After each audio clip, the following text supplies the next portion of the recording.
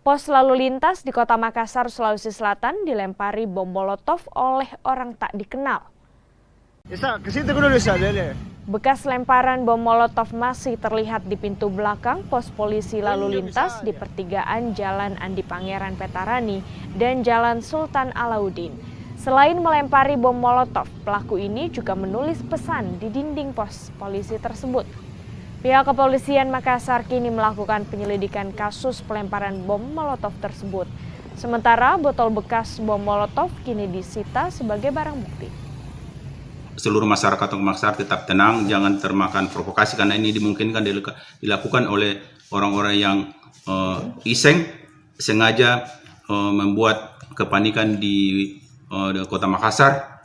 Polisi sementara melakukan penyelidikan dengan harapan masyarakat semua membantu untuk mengungkap kasus ini supaya tidak berkembang di kemudian hari.